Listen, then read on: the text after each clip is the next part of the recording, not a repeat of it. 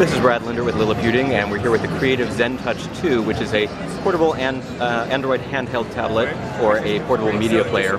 At a time when most Android devices of this size are phones, it's nice to see a couple of options that people who are willing to, or looking for a small sort of iPod Touch-like device running Android can get one. It's got a resistive touchscreen display. You have to press kind of hard if you want to use your thumb or fingertip, but if you use your fingernail, it's fairly responsive.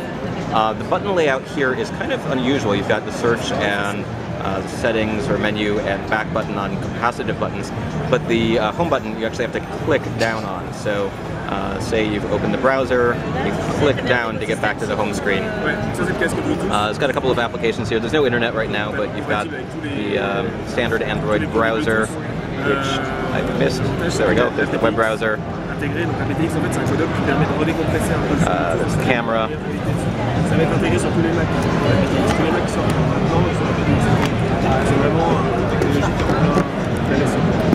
There's a file explorer.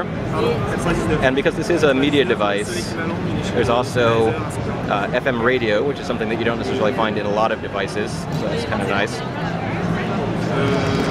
And a sound recorder, user guide, and so forth. It's running Android 2.1, includes the default Android audio player there.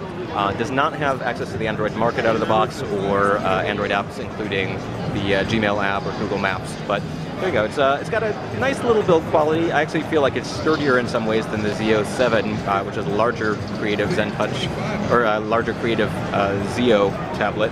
But because of that resistive display, because sort of the small screen,